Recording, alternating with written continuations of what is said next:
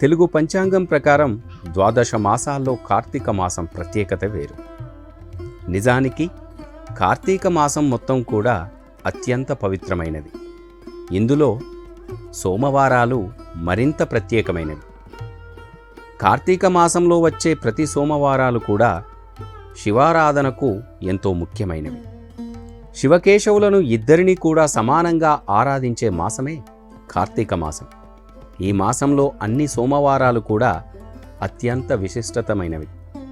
స్కంద పురాణాంతర్గతమైన కార్తీక పురాణంలో వివరించిన ప్రకారం కార్తీక మాసంలో సోమవారం రోజున చేసే నదీ స్నానం, శివాభిషేకం, దీపారాధన, విష్ణు పూజ, జపతపాలు కూడా కోటి రెట్ల అధిక ఫలాన్ని ఇస్తాయని కూడా పురాణాలు చెబుతున్నాయి. ఇవేమి చేయలేకపోయినా హర హర మహదేవ శంభో శంకర అంటూ భక్తులు ఆ శివలింగంపై చెంబెడు నీళ్లు పోసినా చాలు మోక్షం కలుగుతుందని కూడా మనకు పురాణాలు చెబుతున్నాయి. అందుకే ఆ శంకరుణ్ణి బోలాశంకరుడు అని కూడా పిలుచుకుంటారు.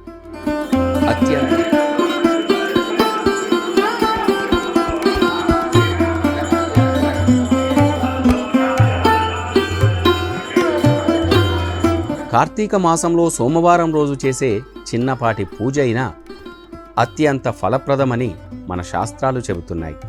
సోమవారం రోజున సూర్యోదయానికే ముందే నిద్రలేచి నదీ స్నానం చేసి శివాలయంలో శివలింగానికి అభిషేకం చేసి దీపాన్ని వెలిగించిన అనంతరం పురాణ పఠనం చేస్తే కలిగే ఫలం అనంతమని కూడా కార్తీక పురాణంలో వివరించి ఉంది.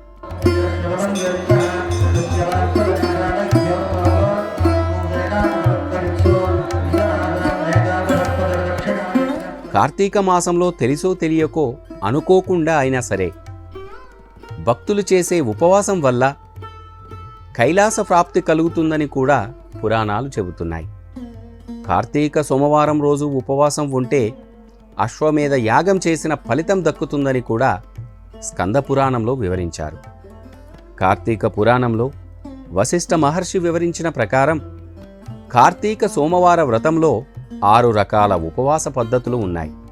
అవేమిటంటే ఉపవాసం, ఏకభుక్తం, నక్తం, అయాచితం, స్నానం మరియు తిలాదానం.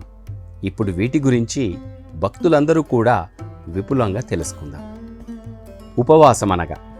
ఉపవాసం అంటే ఆ రోజంతా కూడా పూర్తిగా నీరు కూడా తీసుకోకుండా ఉపవాసం పాటించడం. ఈ పద్ధతిలో మరుసటి రోజు ఉదయం స్నానం, ధ్యానం తర్వాత మాత్రమే ఉపవాసాన్ని విరమించాల్సి ఉంటుంది. ఏకభుక్తం అంటే రోజుకు ఒక పూట మాత్రమే భోజనం చేయడం. నక్తం అంటే ఉదయం నుంచి సాయంత్రం వరకు ఉపవాసం ఉండి సాయంత్రం సమయంలో దీపాలు పెట్టి నక్షత్ర దర్శనం తర్వాత భోజనం చేయడం. ఎక్కువ మంది భక్తులు కూడా ఈ విధానాన్ని పాటిస్తూ ఉంటారు. అయాచితం అంటే అనుకోకుండా ఎవరైనా ప్రసాదాన్ని కానీ భోజనం కానీ చేయమని అడిగినప్పుడు కాదనకుండా భుజించడం. స్నానం ప్రతి సోమవారం నదీ స్నానం చేయడం కూడా ఉపవాసంతో సమానమే అని కూడా మన పురాణాలు, ఋషులు కూడా చెప్పారు. తిలాదానం కార్తీక సోమవారం రోజు తిలలు అంటే నువ్వులు దానం చేయడం. ఈ నువ్వులు దానం చేయడం కూడా ఉపవాసంతో సమానమైన ఫలితాన్ని ఇస్తుందని శాస్త్రం చెబుతోంది. ఈ ఉపవాసానికి కర్కశ కథ కూడా ఒక ఉదాహరణ. పూర్వం కర్కశ అనే ఒక స్త్రీ ఎన్నో పాపాలు చేసి మరుసటి జన్మలో శునకంగా జన్మించింది. ఒక కార్తీక సోమవారం రోజున ఆ శునకానికి ఉదయం నుంచి కూడా ఎలాంటి ఆహారం దొరకక అనుకోకుండా ఆ శునకం ఆ రోజు ఉపవాసం ఉండాల్సి వచ్చింది. సాయంత్రం నక్షత్రాలు ఉదయించినాక ఒక బ్రాహ్మణుడు కార్తీక సోమవారం వ్రతాన్ని ఆచరించి బలిభోజనాన్ని బయట విడిచిపెట్టినప్పుడు ఆ భోజనం తిన్న ఆ శునకానికి పూర్వజన్మ స్మృతి వచ్చిందంట. అప్పుడు ఆ బ్రాహ్మణుడు ఎంతో దయతో తాను ఆచరించిన కార్తీక సోమవారం వ్రత ఫలాన్ని ఆ శునకానికి ధారపోయగా ఆ శునకం తన పూర్వజన్మ పాపాల నుంచి బయటపడి కైలాసానికి చేరుకున్న కథను కూడా మనం కార్తీక పురాణంలో చూడవచ్చు, వినవచ్చు కూడా.